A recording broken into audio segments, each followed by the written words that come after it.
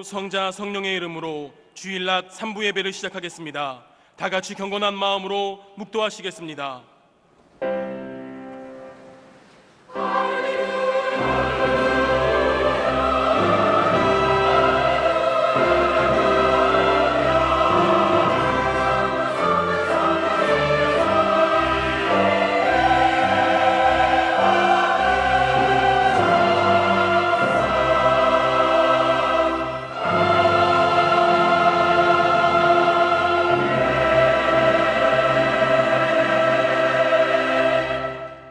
오늘 우리에게 주시는 하나님의 말씀은 신약성경 마태복음 18장 1절로 5절까지의 말씀입니다.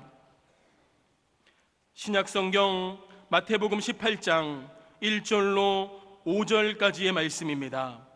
1절부터 봉독해 드리겠습니다.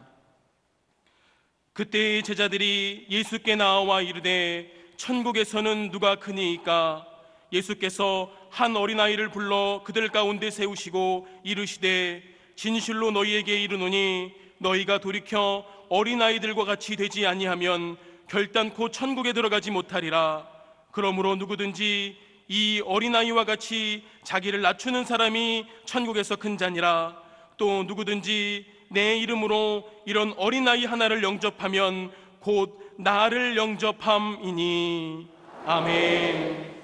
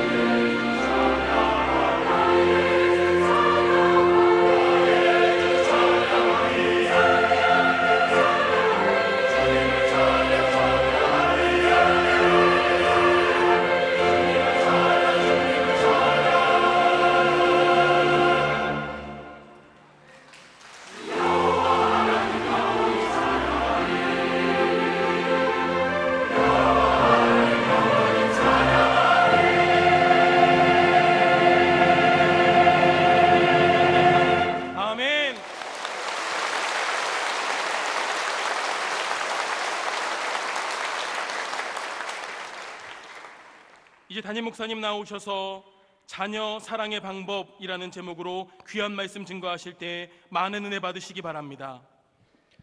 기도드리겠습니다. 할렐루야. 능력의 하나님, 우리의 간절한 기도에 응답하여 주셔서 영적 전쟁에서 승리케 하여 주시고 감독님과 박장로님을 건강한 모습으로 돌아오게 하여 주심을 감사드립니다. 승리케 하신 하나님 앞에 감사와 영광을 돌리고 무엇보다도 우리가 나태해지지 않고 더 열심히 하나가 되어 기도하여 주님께서 맡기신 사명 끝까지 감당할 수 있도록 주여 능력을 부어 주시옵소서. 어느 자리에 앉아있든지 그저 몸만 왔다 가지 않게 하여 주시고 신령과 진정으로 드리는 거룩한 예배만이 다 되게 하여 주시옵소서. 참된 예배를 드리는 가운데 성령님 임재하여 주셔서 치유와 회복의 역사가 일어나게 하여 주시고 주님 말씀으로 회복되어 일어서서 승리케 하여 주시옵소서. 4층에 앉은 외국인들을 주님 위로하여 주시고 5층에 앉은 청년들을 붙들어 주셔서 세상의 죄악된 자리에 가지 않게 하여 주시고 앞으로 주님께서 귀하게 사용하시는 거룩한 하나님의 군대들이 다 되게 하여 주시옵소서. 이른 아침부터 기도로 준비하여 아름답게 찬양드린 우리 임마누엘 찬양대 지휘자, 반주자, 찬양대원들, 오케스트라 대원들 한 사람 한 사람 우리에게 은혜가 되고 하나님께 영광이 되는 찬양이 들을 수 있도록 심령 깊은 곳에서 울리는 진정한 찬양, 진리의 찬양, 진실한 찬양이 되게 하여 주시옵소서. 마음껏 주님을 위하여 충성봉사 헌신할 수 있도록 그들의 직장과 생업과 사업에 복의 복을 내리어 주시옵소서. 이제 말씀을 증거하는 자리에 종이 섰사오니 주의 종은 그저 십자가 뒤에 감춰주시고 말씀의 통로로만 사용하여 주셔서 이 시간 하나님의 말씀에 살아서 역사하는 시간이 되게 하여 주시옵소서. 우리의 기도에 응답하시고 은혜를 주실 줄 믿고 감사드리며 예수님의 이름으로 기도드립니다. 아멘. 할렐루야. 할렐루야. 우리에게 큰 승리를 주신 하나님께 영광의 박수 올려드리겠습니다. 할렐루야. 할렐루야. 할렐루야. 할렐루야.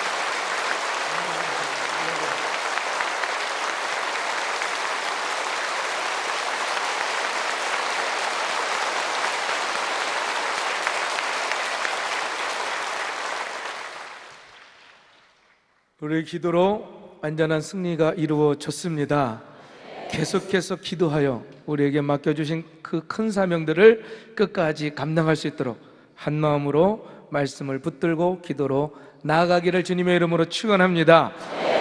오늘 가정의 달 첫 번째 주일로 자녀 사랑의 방법이라는 제목으로 하나님의 말씀을 증거하겠습니다. 맹모 삼천지교라는 말을 많이 들어보았을 겁니다. 맹자의 어머니께서 맹자의 교육 환경을 위해서 3번이나 이사를 했다라는 이야기죠. 맹자가 어머니와 처음 살았던 곳, 공동묘지, 또 장례를 치르는 곳이셨습니다. 놀만한 벗이 없었던 맹자는 늘 보던 것이 곡하는 것, 또 장사 지내는 것이니 그냥 그것을 따라하며 놀았어요. 이 광경을 목격한 맹자의 어머니는 안 되겠다 싶어서 이사를 했는데 하필 시장 근처였습니다. 그랬더니 이번에는 맹자가 시장에서 물건을 파고 사는 장사꾼들의 흉내를 내면서 노는 것이었어요. 맹자의 어머니는 이것도 아이와 함께 살 곳이 아니다라고 생각하면서 이번에는 글방 근처로 이사를 합니다. 그랬더니 맹자가 그때서야 글을 읽고 공부를 하였다라는 얘기를 가지고 맹모 삼천지교라는 얘기가 나왔어요. 이 맹모 삼천지교라는 말은 아이에게 이 환경이 얼마나 중요한가라는 것을 말해준다라는 거죠. 그래서 사랑하는 아이들을 참 바르게 좋게 키우기 위해서 오늘날 많은 부모님들이 이 아이들에게 좋은 환경을 주려고 가진 노력을 합니다. 그런데 요새 이 맹모 삼천지교에 대하여 새로운 해석이 나오고 있어요. 이토록 현명했던 맹모가 왜 처음부터 학교 옆으로 이사를 하는 것이 아니라 이렇게 장의사 옆으로 또 시장 옆으로 이사를 다녔을까라는 겁니다. 그래서 요즘 새롭게 맹모를 평가하는데, 다시 말해서 이 맹모는 환경 때문에 이사를 갔던 것이 아니라 먼저 가르쳐야 될 것들을 맹자에게 가르치기 위하여 이사를 다녔다라는 거예요. 말하면 이런 겁니다. 맹모는 맹자에게 제일 먼저 인생의 죽음이 무엇인지를 가르쳐 주고 싶었던 거죠. 그래서 장의사 옆으로, 공동묘지 옆으로, 그 다음에 시장터로 이사를 해서 이 삶의 생생한 현장을 경험토록 해주고 싶었던 겁니다. 그리고 이 모든 과정을 마친 후에 학교 근처로 이사함으로써 삶과 죽음을 체험한 사람만이 진정으로 참된 교육을 담을 수 있다라는 사실을 자녀에게 보여주었다라는 겁니다. 오늘날 이 새로운 해석은 우리가 자녀를 사랑하는 데 있어서 어떻게 해야 될까라는 것을 다시 한번 생각해 주게 합니다. 많은 부모들이 그저 좋은 학교나 학원 근처로 이사 가는 것을 소원하고 있고, 그래서 좋은 학교에서 성적만 오르기만 하면 다 된다라고 생각을 합니다. 여러분, 내 자녀에게 지식만을 담기 전에 내 자녀가 정말 훌륭한 그릇이 되었는가, 이것이 더 중요함을 깨닫기를 바랍니다. 정말 어떤 것이 진정으로 자녀를 사랑하는 길인지 우리는 생각해야 돼요. 명문대학, 인류기업, 그저 돈 많이 버는 직장에 들어가서 결혼하는 것, 이게 정말 우리 자녀를 위하는 길인가 생각해 봐야 된다는 거죠. 여러분, 어떤 것이 정말 자녀를 생각하는 길입니까? 정말로 자녀를 사랑하는 길이 과연 어떤 것이냐라는 거예요. 부모로부터 받은 그 건강한 사랑을 받은 자녀는 평생을 살아가는데 힘을 갖게 됩니다. 오늘 말씀을 통해서 저는 이 자녀 사랑에 대한 메시지를 나누려고 해요. 바라기는 오늘 말씀을 통해서 참된 자녀 사랑의 방법을 알고 그 사랑으로 살아가는 저와 여러분이 되기를 주님의 이름으로 축원합니다. 먼저 진정한 자녀 사랑은 바로 말씀과 기도로 양육하는 것이다 라는 거예요. 따라합시다. 진정한 자녀 사랑은 말씀과 기도로 양육하는 것이다. 한국에서 15년 이상을 살았던 영국 기자 마이클 브린이 한국인을 말한다라는 책을 썼습니다. 그 책에 이런 내용이 있어요.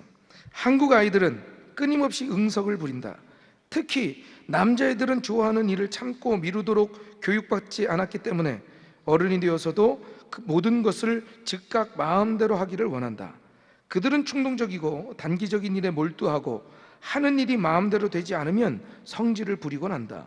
서구인들이 보기에 한국의 부모들은 아이들에게 지나치게 관대하다. 이것은 한국의 미래를 위해서 불행한 일이다. 여러분 생각해 보세요. 무조건 잘해주고 무조건 받아주고 과보하는 것, 이게 과연 진정한 사랑일까라는 거예요. 그것이 아이들에게 축복이 되겠습니까? 아니에요. 김웅숙 시인이라는 분의 사랑이라는 시가 있습니다. 잘하지 않으면 사랑이 아니다. 키우지 않으면 사랑이 아니다. 단 두 줄로 된 시지만 우리에게 아주 긴 여운을 남겨주는 것 같아요. 응석바지가 되고 철부지가 되어서 언제까지나 부모의 도움을 필요로 하는 상태에 머무르게 하는 것, 이거 사랑이 아니더라는 거죠. 사랑은 자라게 하는 것이고 키워주는 것, 이게 사랑입니다. 그런데 오늘날 어떻습니까? 많은 자녀들이 심지어 결혼하고 아이를 낳았음에도 불구하고 여전히 부모에게 매달려서 응석 부리고 또 때를 쓰고, 잘하지 않고 성장하지, 떠나지 않았습니다. 그렇게 하도록 부모가 싸고 돌고 위자위자하고 있다는 것을 우리는 발견하게 돼요. 여러분, 무엇이 자녀들을 육체적으로, 정신적으로, 영적으로 성장하게 하는지 깊이 생각해 봐야 돼요.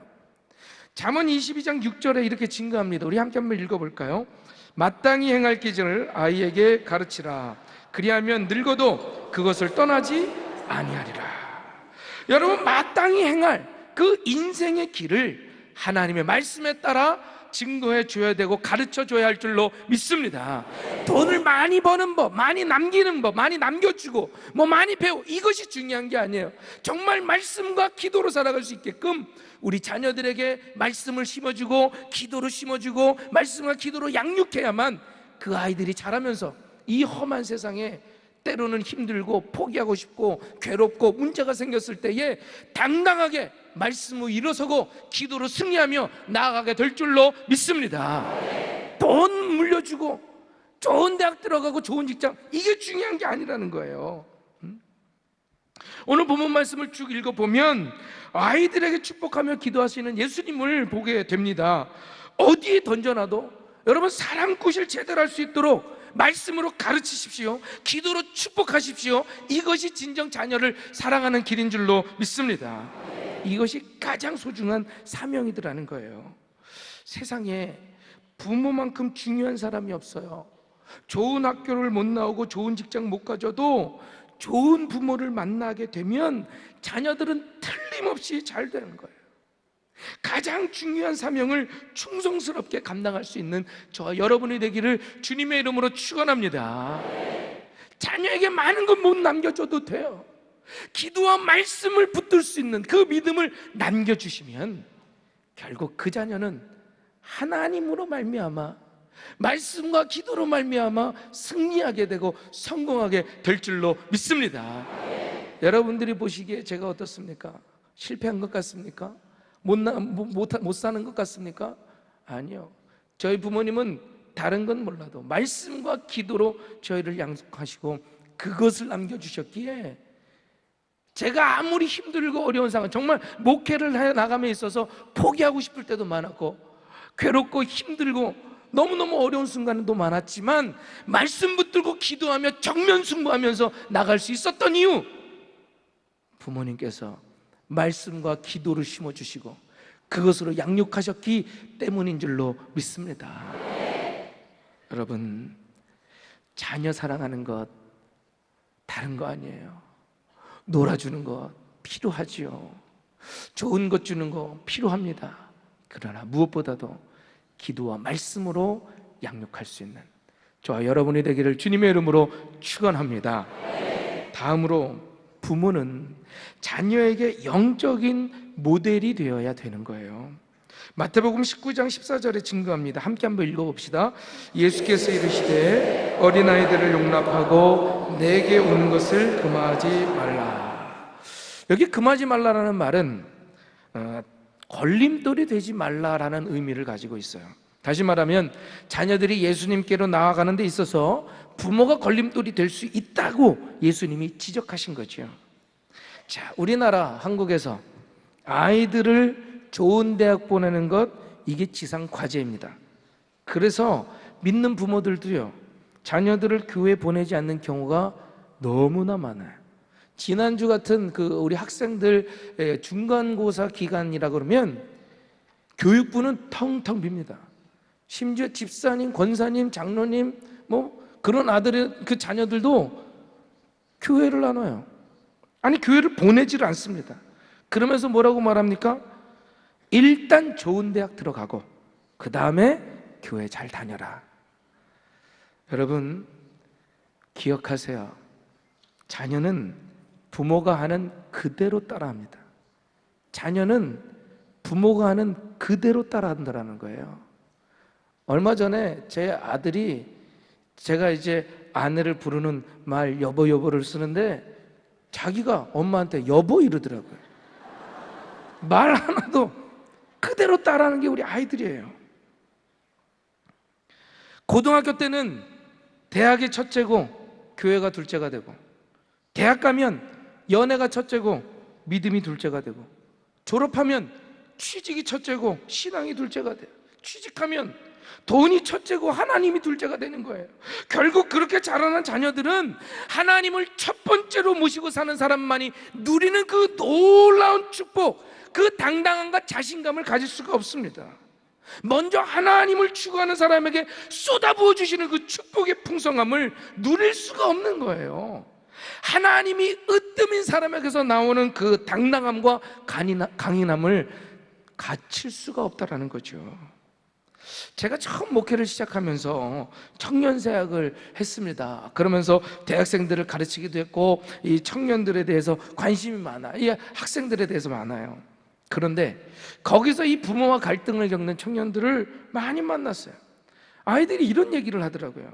우리 엄마는요, 전화 통화만 붙들면 기도하라 그러고 성경 얘기하고 교회에서는 권사님으로 존경받는데, 솔직히 제가 보기엔 우리 엄마 돈이 최고예요. 돈이 최고. 돈을 제일 좋아해요. 얘기인즉슨 이겁니다. 믿음이 없어도 명문대 출신의 의사, 판사, 변호사 뭐 이런 남자친구를 데려가면 부모님 좋아한다라는 거예요. 아, 어서 와라, 어서 와라.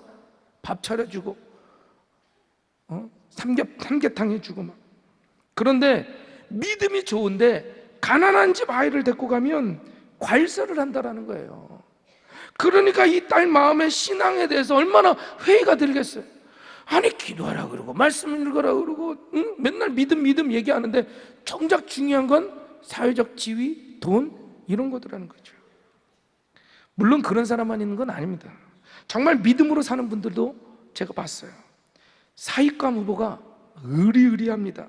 의리의리한 집안에, 잘 나가는 직장에, 또 생긴 것까지 잘생겼어. 미남. 누가 봐도 1등 신랑감이라고 얘기하는 그런 사람. 그런데 이 친구가 믿음이 없는 거예요.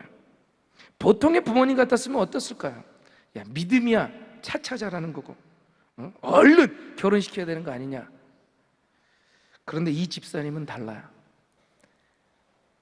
기도원에 가셔서 일주일 금식하면서 기도를 하십니다. 그리고 기도 부탁을 하시는 거예요. 아니, 우리 딸도 믿음이 시원찮은데, 그래서 내가 하나님께 늘 죄송하고 너무 하나님 앞에 설계가 안 됐는데, 게다가 사위마저도 불신자면 내 딸 인생 이거 어떻게 되겠냐고 하면서 기도하시는 거예요. 저는 그 얘기를 듣고, 아, 이분은 정말 하나님이 인생을 책임지신다는 걸 아는 분이시구나, 그걸 깨달았어요. 그 집에 딸이 둘이 있는데 결국 기가 막히게 시집을 잘 갔습니다. 사위들이 장인 장모님께 얼마나 잘하는지 아들보다도 낫다라는 거예요. 하나님께서 믿음대로 축복하시는 것, 그거 제가 봤습니다. 저는 소망이 하나 있어요. 우리 교회 성도님들의 가정이 이렇게 믿음으로 살고 믿음으로 자녀를 양육하는 가정이 되기를 소망합니다. 믿음으로 사는 가정, 믿음으로 자녀를 양육하는 가정, 그래서 믿음이 최우선이 되고 하나님이 최우선이 되는 가정으로 세워지기를 주님의 이름으로 축원합니다. 19세기 유명한 설교자 필립스 브룩스가 어머니 묘소에 비석을 세웠어요. 어머니의 일생을 생각하면서 마태복음 15장 28절 말씀에 비석을 세웠습니다. 우리말 성경에 이렇게 번역되어 있죠. 여자여, 내 믿음이 크도다. 좀 더 뉘앙스를 살려서 새롭게 번역하면 이런 거예요. 어머니, 당신의 믿음이 참 크십니다. 사랑하는 성도 여러분, 자식에게 인정받는 믿음이 진짜 믿음입니다. 자식에게 존경받는 믿음이 최고의 믿음입니다.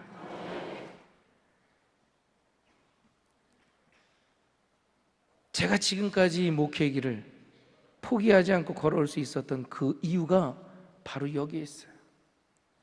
저희 부모님께서, 저희 아버지와 어머니께서 그 어떤 어려움, 정말 죽을 것 같은 시험 가운데서도 기도의 자리를 떠나지 않고 흔들리지 않는 믿음으로 서 계신 것을 제가 보고 자라왔기에, 제 영적인 모델이 되어 주셨기에 제가 지금 이렇게 굳건히 서게 된 줄로 믿습니다.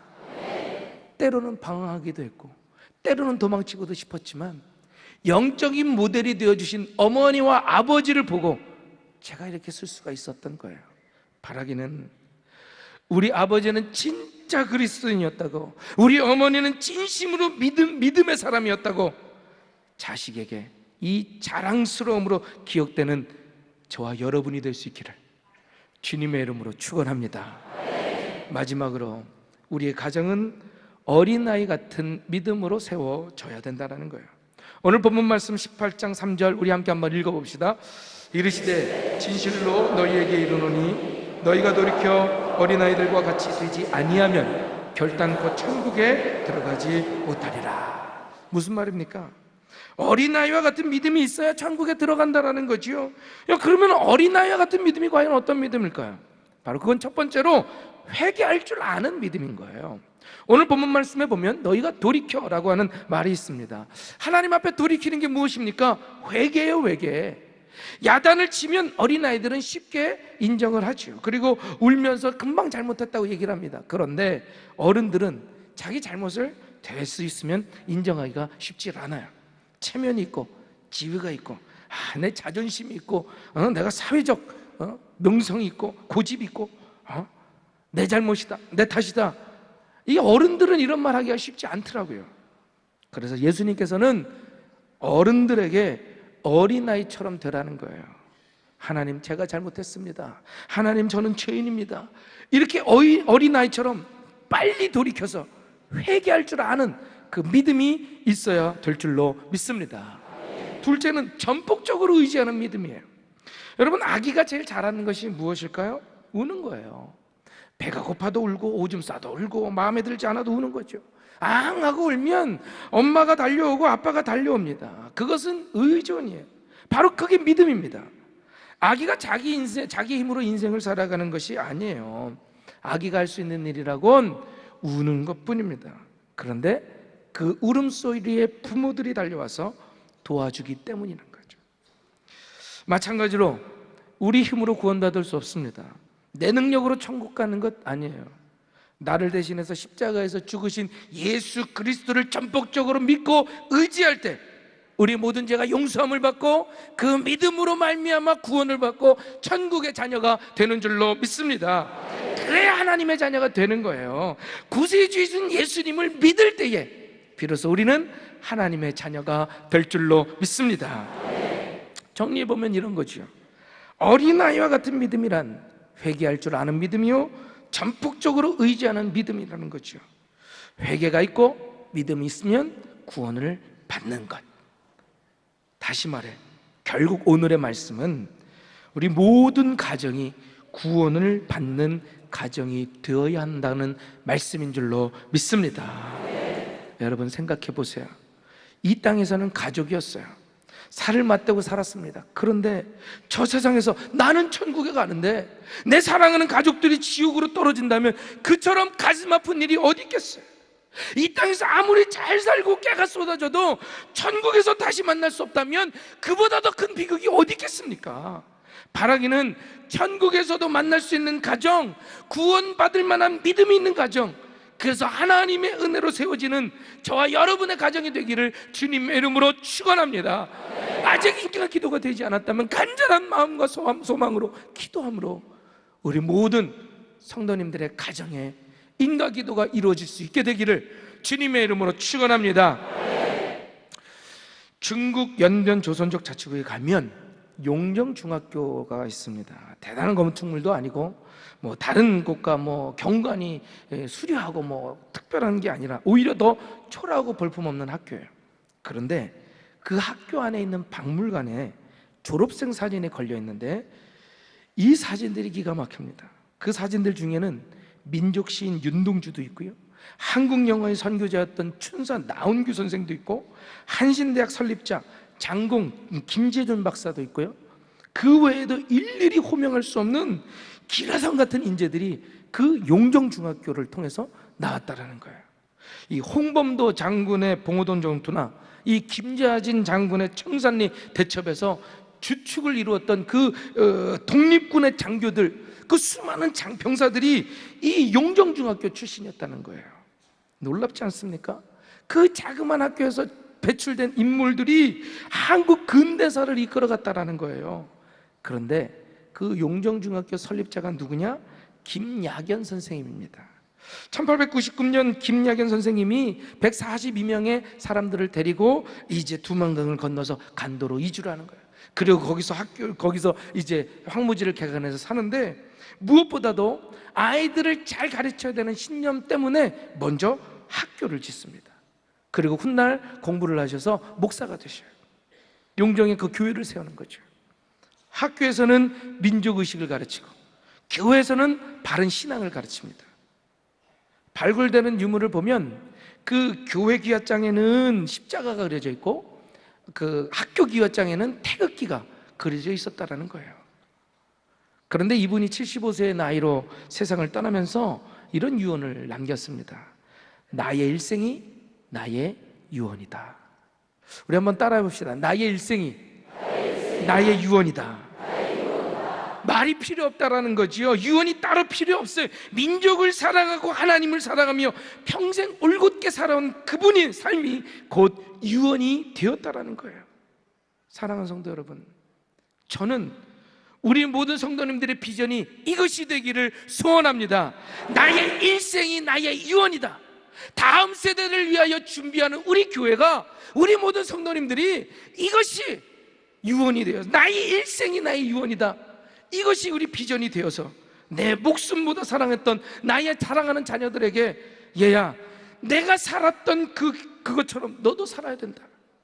너에게 남기는 유언 다른 것이 아니라 이 아비가 걸었던 그 길을 너도 걷기를 바란다. 이 한마디를 남길 수 있는 부모가 되는 것, 바로 이것이 우리가 붙들어야 될 엄청난 비전인 줄로 믿습니다. 여러분, 지금까지 혹시 그렇게 살지 못했다면 여러분 그래도 괜찮습니다. 왜요? 오늘부터 하면 돼요. 아직 늦지 않았습니다. 포기하기엔 너무 이릅니다. 저희 부모님은 저에게 삶으로 항상 보여주셨어요.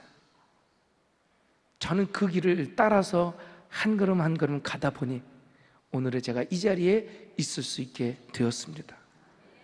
바라기는 저와 여러분, 사랑하는 자녀들에게 이 삶을 유언으로 남길 줄 아는, 아니 남길 수 있는 참된 그리스도인으로 서게 되기를 주님의 이름으로 축원합니다. 오늘 찬양 부르고 말씀 붙들고 기도하기를 원합니다. 나 주님의 기쁨 되기를 원하네. 함께 찬양합시다.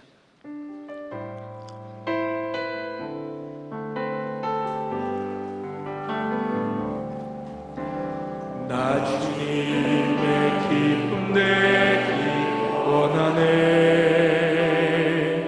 내 마음을 새롭게 하소서. 새 무대가 되게 하여 주사. 주님의 빛 비추게 하소서. 내가 원하는